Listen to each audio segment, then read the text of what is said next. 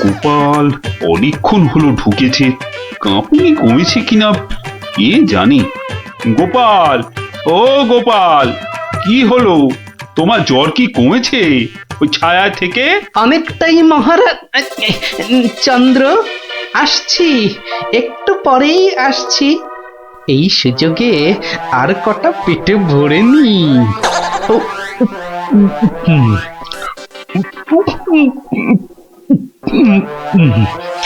এই রে, রসগোল্লা যে শেষ, গোটা কুড়ি সন্দেশ পড়ে আছে। এক কাজ করি, এগুলো এগুলো জামার ভেতর ঢুকিয়ে নি, তাহলে মহারাজের গুরুদেবের কাছে নিয়ে যাওয়া যাবে। কমেছে জ্বর? অনেকটা, অনেকটা। নৌকো তো পাড়ে চলে এলো, চলুন। হ্যাঁ, চলো চলো।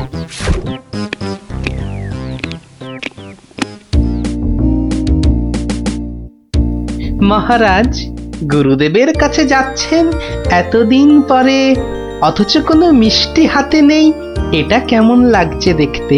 আচ্ছা গোপাল, তোমার কি শেষ বেলায় সবকিছু মনে পড়ে? প্রশ্নও যেমন আমার, উত্তরও তেমন আমার মহারাজ। মানে? মিষ্টি কি কোথায় পেলে এই হাড়ি ভর্তি মিষ্টি?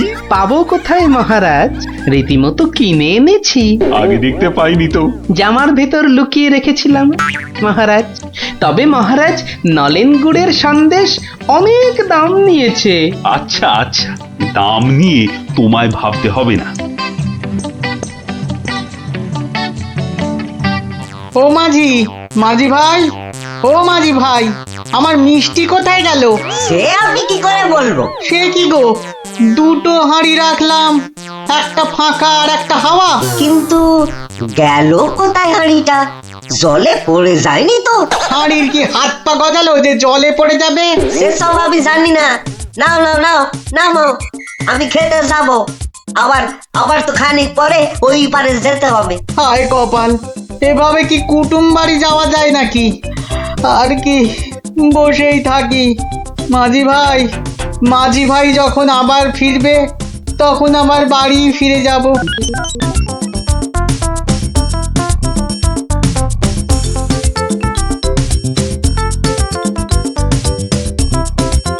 তবে গোপাল, তুমি যা মিষ্টির খেল দেখালে, তার কিন্তু জবাব নেই। শুধু মুখের জবাবে হবে না মহারাজ। বুঝেছি, পুরস্কার তো হবে হবে। এ কি, সেই বণিক না ঘাটে একা বসে আছে কেন? ওর মনে হয় আমাদের খুব পছন্দ হয়েছে, তাই আমাদের জন্য বসে আছে, একসঙ্গে ফিরবে বলে। ঠাট্টা রাখো গোপাল। কি বণিক, তুমি এভাবে বসে কেন? আর কি, আমার দুটো মিষ্টির হাঁড়ির একটা হাওয়া আর একটা ফাঁকা। তাহলে তোমার কুটুম বাড়ি? আর যাওয়া হলো না। কিন্তু তোমার মিষ্টির হাঁড়ি গেল কোথায়? মাঝি বলছে হয়তো জলে ঝাঁপ দিয়েছে। না না, গোপালের হাতে হাঁড়ি, তোমার আবার একটা হাঁড়ি নেই। গোপাল যেন জাদু করে মিষ্টি নিয়ে এলো।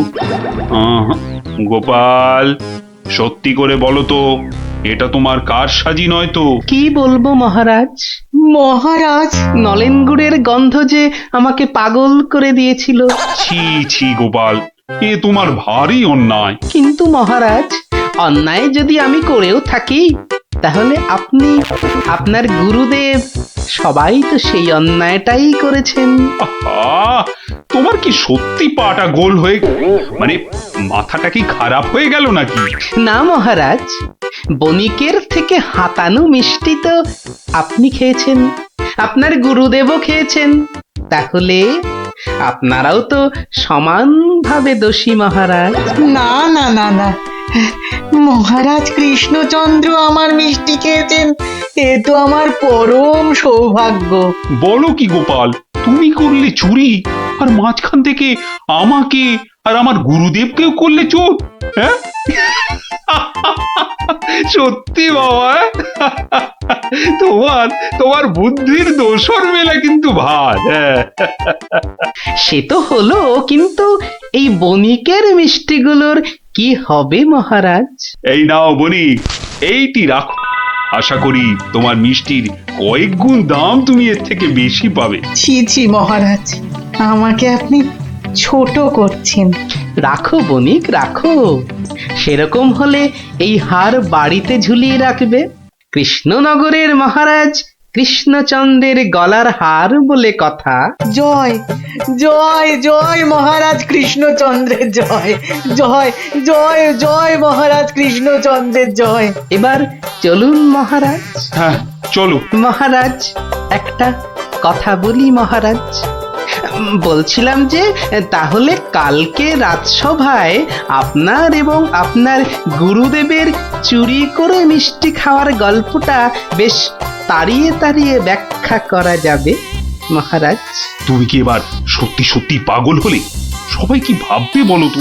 কিন্তু মহারাজ এইসব কথা না বলতে পারলে আমার ভুঁড়ি যে যখন তখন ফেটে যেতে পারে মহারাজ।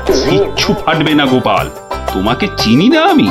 কাল তোমাকে সবাই 2 হাঁড়ি রসগোল্লা আর 2 হাঁড়ি সন্দেশ খাওয়াবো। মহারাজ ওগুলো নলেন গুড়ের হবে তো? আচ্ছা আচ্ছা, নলেন গুড়েরই হবে। জয় মহারাজ কৃষ্ণচন্দ্রের জয়। তাহলে গোপাল দাদু, তোমাকে এবার থেকে আমরা মাছি দাদু বলে ডাক। এই এই না না না, মাছি দাদু, মাছি দাদু। এই এই চুপ চুপ চুপ, সবাই শুনে ফেলবে রে। চুপ করবো একটা শর্তে। আবার শর্ত? হ্যাঁ, রোজ বিকেলে আমাদের গল্প শোনাতে হবে। না বাবারা, রোজ তো হবে না, যেদিন যেদিন সভা থেকে তাড়াতাড়ি ফিরবো সেদিন সেদিন শোনাবো, বুঝলি? না গো গোপাল দাদু, সামনের এই 1 মাস তুমি রোজ সভা থেকে চেষ্টা করবে তাড়াতাড়ি ফেরার, আর তাহলেই তো আমাদের কেল্লা ফতে। আচ্ছা আচ্ছা। দারুণ দারুণ দারুণ মজা, গোপাল দাদুর গল্প খোঁজা। যত সব গল্প পাগল ছেলে পুলে।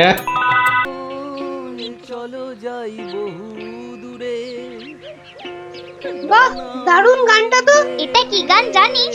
বাবা, এ আবার সঙ্গীত বিশারদ এলেন কোথা থেকে? জানো না দাদা, এটা হলো বাউল গান। ও ও, এত সব গায়কদের সঙ্গে থাকছি রে বাবা। আহ গুলটে, যেটা জানিস না সেটা জেনে নে না। আপনারা যাবে গানটা শুনতে? কিন্তু বুঝতে পারছি না তো কোথায় হচ্ছে গানটা। আমার মনে হচ্ছে নদীর ধার থেকে আসছে গানটা। তাহলে চলো, চল চল।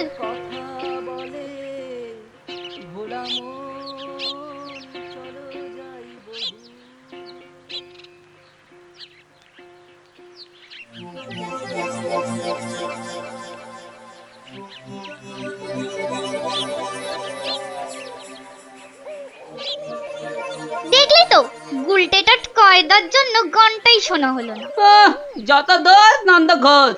গুলটে, মুখ সামলে কথা বলবি। নলে কি করবি? মারবি? আবার তোরা শুরু করলি তো। আর কোনো ঝামেলা নয়, চুপচাপ। কেন রে? কারণ গোপাল দাদু অন, ঝামেলার সব গন। ওফ, কি ইংলিশ পড়েছিস রে টাপা। কি ব্যাপার রে, সবাই কি আমার জন্যই হুম, তা তো মনে হচ্ছে না। না মানে গোপাল দাদু, আমরা এসেছিলাম এক বাউলের গান শুনতে, কিন্তু আসতে অনেক দেরি হয়ে গেল। আর সেও তো চলে গেল। তাহলে এখন কি? এ প্রশ্নের আবার কোনো মানে হয় নাকি? এখন গল্প শুনবো। হ্যাঁ হ্যাঁ গোপাল দাদু, গল্প শুনবো গল্প শুনবো। হ্যাঁ হ্যাঁ গোপাল দাদু, গল্প শুনবো। বেশ বেশ বেশ, আজ তাহলে এক বাউল চোরের গল্প শোনায়, বুঝলি? শোন তবে। শুরু করো শুরু করো, আর তর্স হয়েছে না। একবার হয়েছে কি, মহারাজ আর তার মন্ত্রী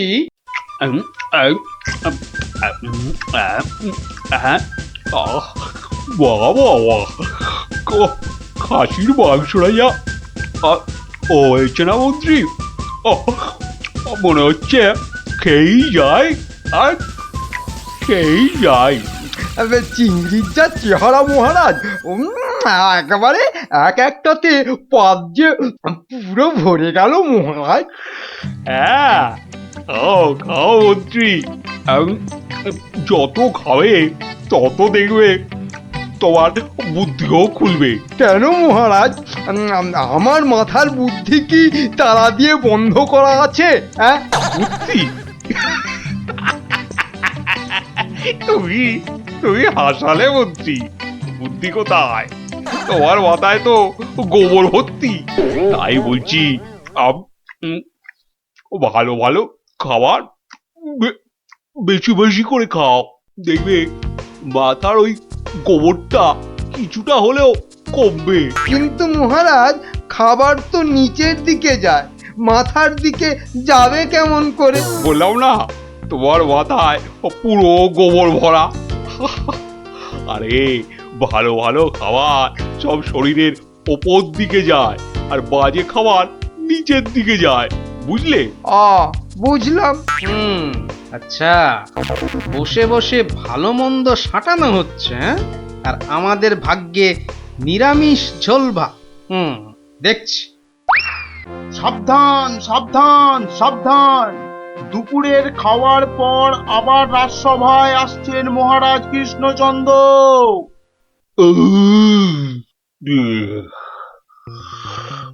হ্যাঁ, হ্যাঁ, এবার রাজসভা কাজ আবার আরম্ভ হোক। ওহ, যা গরম পড়েছে, আজ মনে হচ্ছে বৃষ্টি হবেই। ঠিক বলেছেন মহারাজ, আজ বৃষ্টি হবেই। এই বসন্তকালে বৃষ্টি এরকম তো শুনিনি মহারাজ।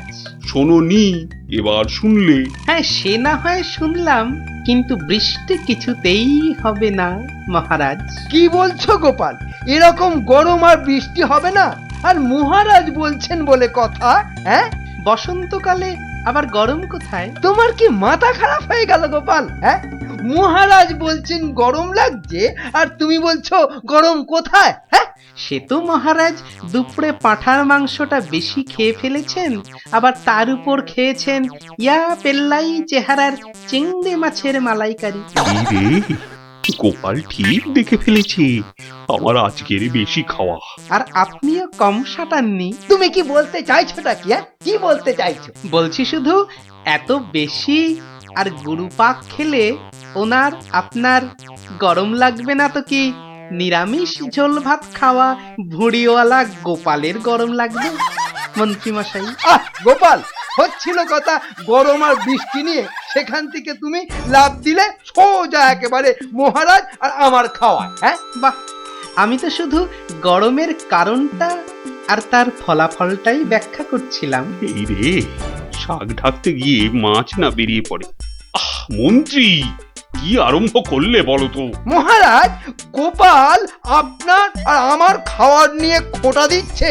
হয়েছে হয়েছে, তাহলে আজকের মতো সভা শেষ।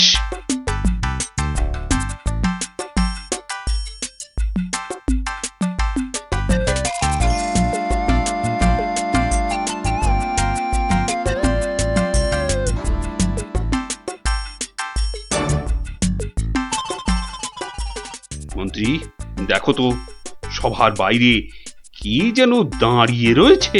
হাতে একটা একতারা রয়েছে, বাউল হবে হয়তো। এই ভর সন্ধেবেলা একতারা হাতে বাউল? হয়তো গান শোনাবে। ডাকো তো ওকে। এই, এদিকে এসো।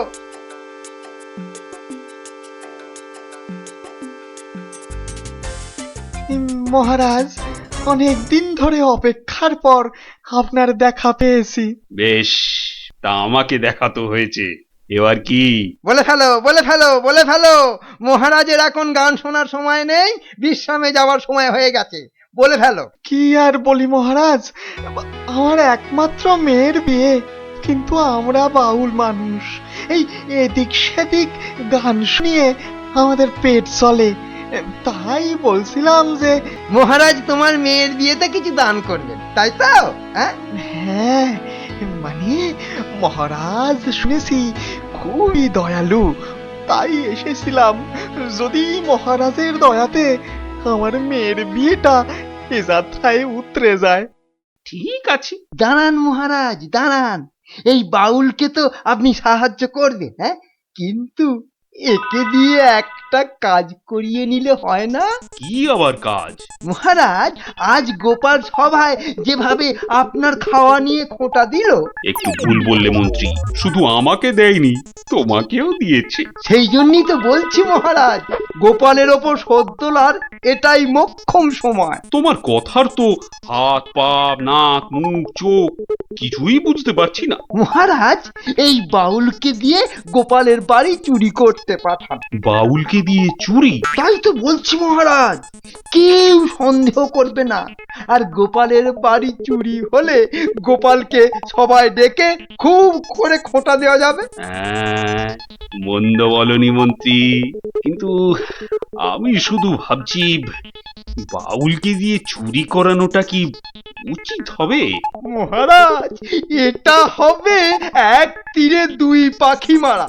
বাউলকেও সাহায্য করা যাবে আর গোপালকেও জব্দ করা যাবে। গোপাল বেটা বড্ড বেড়েছে। ঠিক আছে, যেমন তোমার ফন্দি, গোপালকেও কিন্তু করতে হবে এবার জালেতে বন্দি। শোনো বাউল, তুমি সাহায্য পাবে, কিন্তু তোমাকে যে একটা কাজ করে দিতে হবে। কাজ? আগে মন্ত্রী মশাই, গান গাওয়া ছাড়া যে কোনো কাজই আমি পারি না। এ কাজ খুব সোজা। গোপাল বলে একটা ভুঁড়িওয়ালা আপেলের মতো গোলগাল লোকের বাড়িতে তোমাকে সিঁধ কেটে চুরি করতে হবে। সুরি? হ্যাঁ, আমি ধরা পড়ে যাব। তো যাবে, তাতে কি? আরে তুমি মহারাজের হয়ে চুরি করতে যাচ্ছ। তোমার কোনো ভয় নেই বাউল, তোমাকে শীত কাটার সব রকম ভেষ করিয়েই দেওয়া হবে। যা আপনার আদেশ মহারাজ।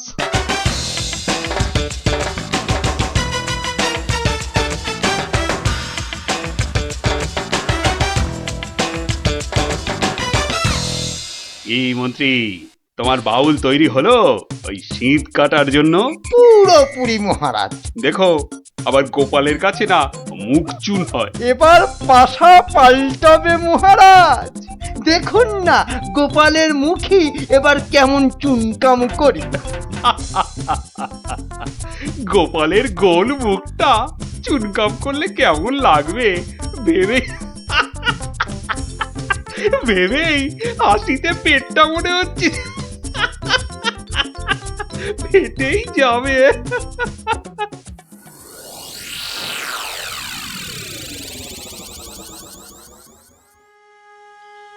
বুঝলে গিন্নি, মহারাজ আর মন্ত্রী বোধহয় আমাকে জব্দ করার জন্য কোনো ফন্দি আঁকছে। কেন? ওরা শুধু শুধু কেন তোমাকে জব্দ করতে যাবে? তুমি তো আর মন্ত্রীটাকে চেনো না, পাক্কা একটা ষড়যন্ত্রী। এই এই শুয়ে পড়ো তো। আমার ঘুমের চোখ বন্ধ হয়ে আসছে। শুয়ে পড়ো, শুয়ে পড়ো। আহা গিন্নি, তুমি বুঝতে পারছো না, মন্ত্রীটা একটা, এই দেখো ঠিকই নাকও ডাকা শুরু হয়ে গেল। কিন্তু মহারাজ যেন কদিন ধরে ঠিকভাবে কথা বলছেন না আমার সঙ্গে, কেমন যেন এড়িয়ে এড়িয়ে চলছেন। আর মন্ত্রীর কদিন ধরে সভায় পাত্তাই বা নেই কেন? আমার মনে হচ্ছে কিছু একটা ঘটবে আমার বাড়িতে। কেমন যেন মনে হচ্ছে। ঘুম আসছে না, যাই একটু জল খাই।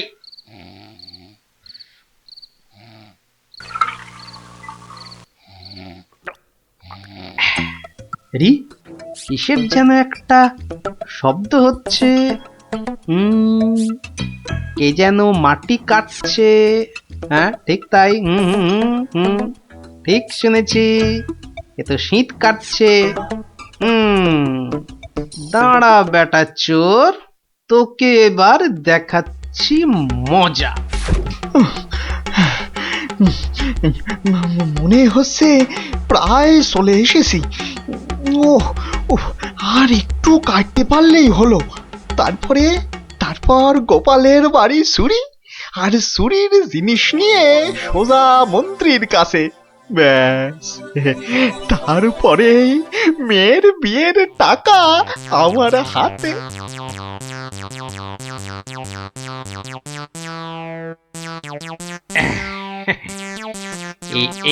এই হাড়িতে কাদা মাটি আর পাক ভর্তি করে এনেছি, এর উপর কটা মোহর ফেলে দিই।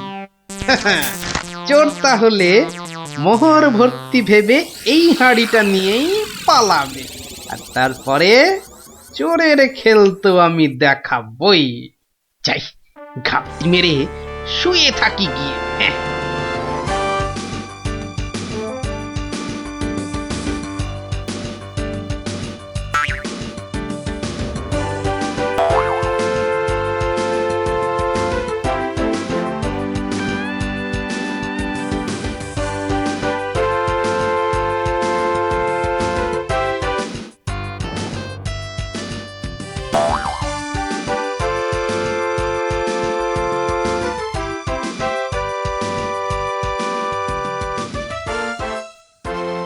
গুলতিটা কোথায়, গুলতিটা কোথায়, দেখি দেখি দেখি। এই পেয়েছি। এবার শুধু চোরের পেছন পেছন চলা আর সুযোগ পেলেই হাঁড়িটা ফাটিয়ে ফেলা। কাজ কাজ প্রায় শেষ, কিন্তু এত ভোরে কি রাজপ্রাসাদে যাব? হ্যাঁ, মহারাজ বোধহয় ঘুম থেকেই ওঠেন নাই এখনো। যাকে যাকে এগোই তো, মন্ত্রী মশাইয়ের সঙ্গে দেখা হয়ে যাবে ঠিকই। ও বাবা, চোর যে প্রাসাদের দিকে যাচ্ছে। তাহলে ঠিকই ধরেছি। এ মনে হচ্ছে ওই মন্ত্রী মশাইয়েরই ফন্দি। দাঁড়াও, এবার দেখাচ্ছি আমার গুলতির টিপ। বাবা, এ তো চোর দেখছি সবাইকেই চেনে। আচ্ছা, মানে আমাকে জব্দ করার ফন্দিটা বেশ ভালো করেই আঁটা হয়েছে। আমার নাম যে গোপাল, এবার সবাই দেখবে চোরের কাদা মাখা সকাল। ওই তো মন্ত্রী মশাই, যাই যাই ওনার কাছে গিয়ে এই হাঁড়িটা দিই।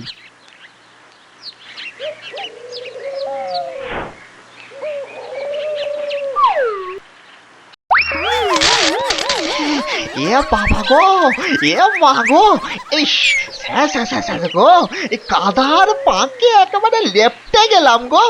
এবার কেমন চোর বাবাজি? কি এই অবস্থা তোমার কে করলো বাউল? কে আবার করবে, এই গোপাল ছাড়া। গোপাল, তুমি? পাঠিয়েছিলেন চোরকে আমায় করতে জব্দ। এখন কাদা মাখামাখি হয়ে কোথায় গেল মুখের শব্দ? বাবারে, উড়িয়া বাবা, কি গন্ধ! এ বাবা, এবার আমায় গঙ্গা স্নান করতে হবে। কি হয়েছে? দেখুন মহারাজ, আপনার কথায় চুরি করতে গিয়ে আমার কি অবস্থাটাই না হলো। এ সব মন্ত্রী তোমার ওই গোবর মাথার বুদ্ধি। ছি ছি ছি ছি ছি ছি, বাউলের কি দশাটা হলো বলো দেখি। সব ওই গোপালের কাণ্ড মহারাজ। তুমি আর নাক নেড়ো না তো মন্ত্রী, এক্ষুনি যাও বাউলকে পরিষ্কার করে চান করিয়ে ওর মেয়ের বিয়ের জন্য যা অর্থ লাগে দিয়ে দাও, দিয়ে দাও। আর আমি মহারাজ? তুমি আবার কি? বাহ, চোর ধরলাম। আপনার মন্ত্রীর মাথায় যে গোবর ভর্তি সেটা দেখিয়ে দিলাম। আর হয়েছে হয়েছে, তোমারও কিছু পুরস্কার চাই, এই তো? হ্যাঁ, মানে মহারাজ, এই চোর ধরার জন্য কাল সারা রাত ঘুমোইনি মহারাজ। বেশ, আজ তাহলে তোমার ছুটি। সারাদিন ধরে বাড়িতে গিন্নির সঙ্গে কাটাবে, খাবে আর ঘুমোবে। আর ভালো করে খাওয়া দাওয়ার জন্য আজ তোমার প্রাপ্তি একটা গোটা খাসি আর বেশ কয়েকটা পেল্লাই আকারের চিংড়ি মাছ। মহারাজ খুব দয়ালু। দেখো, সব খেয়ে আবার গরম লাগছে বলে লাফালাফি করো না আমার মতনে। দারুণ দারুণ। দেখলি তো মহারাজ আর মন্ত্রী কেমন জব্দ হলো। আর বাউলের কি হলো? বাউলের, সে তো তার মতো মেয়ের বিয়ের টাকা নিয়ে চলে গেল। আর তুমি? আমি মহারাজের দেওয়া খাসির মাংস আর চিংড়ি মাছের মালাইকারি খেয়ে টানা 2 দিন পাক্কা ঘুমোলাম। আর মহারাজ খোঁজ করেননি? করেনি আবার, কিন্তু এই বেটে কুম্ভকর্ণের ঘুম ভাঙায় কার সাধ্যি? হ্যাঁ, কুম্ভকর্ণটা কে দাদু? এই দেখো, তোমার মাথাটা তো দেখছি আমার ভুঁড়ির মতোই মোটা হয়ে যাচ্ছে। হ্যাঁ, ওরে গোপাল দাদু, বুদ্ধুরাম কোথাকার। ছুটি দিলে এবার মোটে 21 দিন। আর আমাদের মাস। বাবা তোদের স্কুলটা কি ভালো রে। ইস তোদের স্কুলে যদি পড়তাম। হ্যাঁ পড়তি, যদি তুই ছেলে হতি। আমাদের কিন্তু 1 মাস ছুটি, মাঝখান থেকে আমারই শুধু কম। তাতে কি, এখন তো সবে ছুটি শুরু হলো। তবু মন খারাপ করিস না রে পুটি।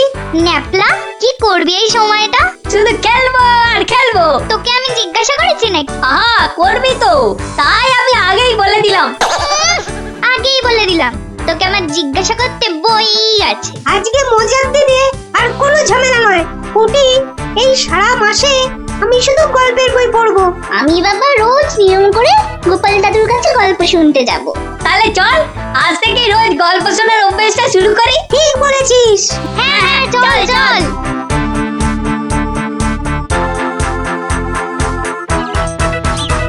দেখি রে, সবাই একেবারে সুবোধ বালক বালিকার মতো হাজির। ব্যাপার কি? হ্যাঁ, আজ থেকে আমাদের 1 মাসের ছুটি স্কুলে, তাই রোজ আমরা গল্প শুনবো তোমার কাছে। আর সেই রোজটা আজ থেকেই শুরু। বলিস কি রে, রোজ? হ্যাঁ হ্যাঁ রোজ রোজ। কিন্তু তাহলে তো আমার গল্পের ভাড়ার শেষ হয়ে যাবে রে। গোপাল দাদুর গল্প কখনো হয় না গল্প। বাহ, আবার কথাও শিখেছিস যে ভালোই। হ্যাঁ, কিন্তু তোদের 1 মাস ছুটি হলেও আমার তো আর রাজসভায় ছুটি নেই রে। তাতে কি, তুমি রোজ সবাই যাওয়ার আগে একটা আর সবার থেকে ফিরে আরেকটা গল্প শোনাবে। সকালে হয় কি, ওই বিছানা থেকে উঠতে আমার দেরি হয় বুঝলি। আর তোরা তো অনেক সকালে উঠেই চলে আসবি গল্প শোনার জন্য। বুঝতেই তো পারছিস, খাওয়া আর ঘুম এই দুটোই আমার খুব প্রিয়। আর এর একটাকেও বাদ দিলে আমার সারাটা দিন কেমন যেন যায়। ঠিক আছে, বিকালেই শুনবো আমরা, তাই তো? ঠিক আছে ঠিক আছে। এখন তাহলে গল্প শোনাবে তো দাদু? এখন? হ্যাঁ দাদু, এবার শুরু করো না। হ্যাঁ হ্যাঁ শুরু করো শুরু করো।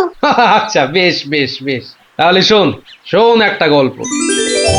মহারাজ, আপনি গুরুদেবের কাছে যাবেন বলে সকাল সকাল আমাকে ডেকে আনলেন, কিন্তু এই পোশাক কেন আপনার? কেন, রাজার পোশাকে কি গুরুদেবের কাছে যাওয়া যায় না? তা যাবে না কেন মহারাজ, কিন্তু শিষ্য হিসেবে এ পোশাকে না যাওয়াই মনে হয় ভালো। কথাটা মন্দ বলনি গোপাল, কিন্তু কোথায় এখন এই জামা কাপড় পাল্টাই? কেন মহারাজ, আমার বাড়ি আছে না? বেশ বেশ, চলো তাহলে তোমার বাড়ি। বাড়িতে গিন্নি আছে তো? না মহারাজ, আমি আপনার সঙ্গে যাব বলে ও একটু ওর বাপের বাড়ি গেছে। বাবা বাবা বাবা, বউ গেল বাপের বাড়ি আর গোপাল দিল রাজার সঙ্গে বাড়ি। চমৎকার চমৎকার।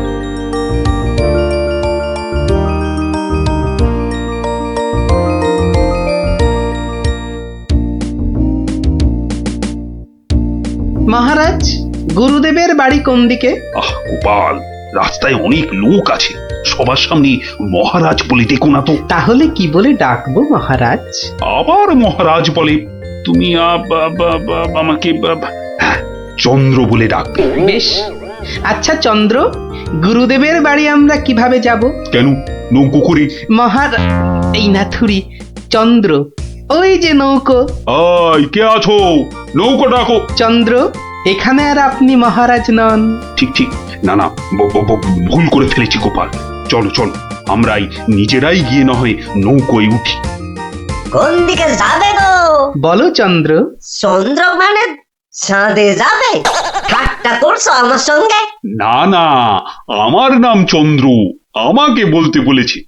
ওই তো ওই পারে আমার গুরুদেবের আশ্রমে যাব। 5 মোহর লাগবে। মহারাজ মানে চন্দ্র, মোহর আছে তো? মোহর আনার কথা মনে করবে তো গোপাল। এখন কি হবে? আগে মোহর ফেলবে, তারপর নৌকো নড়বে। তাহলে এক কাজ করো, আমার গলার এই না না চন্দ্র, না। কি দেবে বললে? গলার হার? না না, বলছে গলায় হার আটকে গেছিল, তো সেটা বার করতে গিয়ে যা মোহর ছিল সব বদ্যিকে দিয়ে দিতে হয়েছে। আজ নিয়ে চলো, কাল তোমাকে এখানে এসে আমি তোমাকে 5 মোহর দিয়ে যাব, কেমন? চেহারা দেখে তো ভদ্রলোক বলেই মনে হচ্ছে। ঠিক আছে, চলো কাল কিন্তু মোহর দিয়ে যাও। আর একটু হলেই ধরা পড়ে যাচ্ছিলাম আর কি। কি বলছো বিড়বিড় করে? বলছে এক্ষুনি যদি ছাড়ো নৌকো করে ফস, কাল পাবে মোহর 5-এর বদলে 10। তাহলে তো পালের দড়িটা ছাড়তেই হচ্ছে। দাঁড়াও দাঁড়াও, ও মাঝি ভাই দাঁড়াও। চোখের কি মাথা খেয়েছে নাকি? এতক্ষণ পর বসা থেকে উঠে দাঁড়ালাম, তাও বলে কিনা দাঁড়াও। আহা, এ দাঁড়াও তো সে দাঁড়াও নয়, থামো থামো মাঝি ভাই থামো। এ দাঁড়াও হচ্ছে থামো। এ কথা তো পরিষ্কার করে বললেই হতো, এত দৌড়ে ঘাম ঝরিয়ে বলার দরকার কি? আস্তে করে বললে যেন আমি দাঁড়াতাম না। মাঝি ভাই, মাঝি ভাই, আমি আমি ওই পারে যাব, আমাকে একটু পার করে দেবে গো? যাব না কেন, নিশ্চয়ই যাব, যখন আমি 5 মোহর পাবো। এবার ছাড়ো তো দেখি ঝটপট। নৌকো নামে চটপট।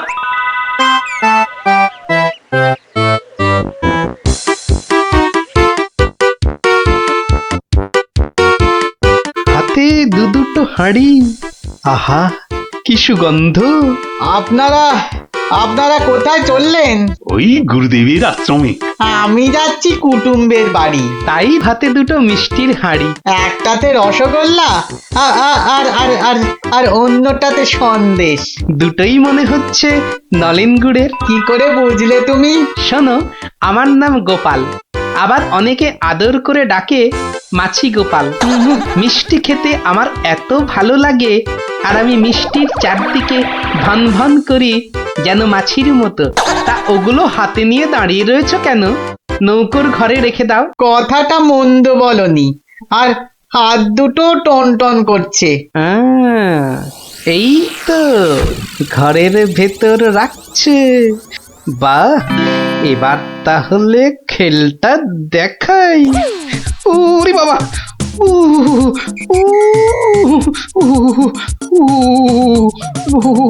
কি হলো গোপাল? মনে হচ্ছে জ্বর আসছে। বাবা, হঠাৎ করে জ্বর চলে এলো? এতক্ষণ রোদে দাঁড়িয়ে রয়েছি না, মনে হচ্ছে সেজন্য। নৌকোর ঘরের ছায়ায় গেলে মনে হয় কাঁপুনিটা কমবে। ও, তাহলে যাও, নৌকোর ঘরের ভেতরেই যাও। হ্যাঁ, তাই যাই।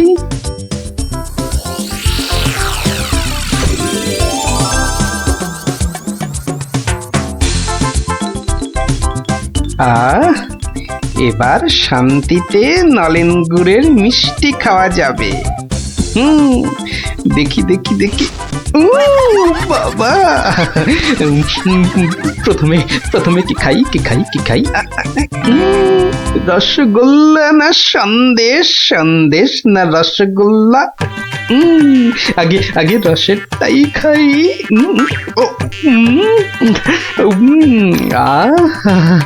অমৃত। এবার সন্দেশ চেকে দেখি। শরীর মনে কেমন যেন একটা মিষ্টি মিষ্টি হাওয়া দিচ্ছে। এবার আবার রসগোল্লা, একটা সন্দেশ। মনে হচ্ছে যেন নলেন গুড়ের পুকুরে ভাসছি।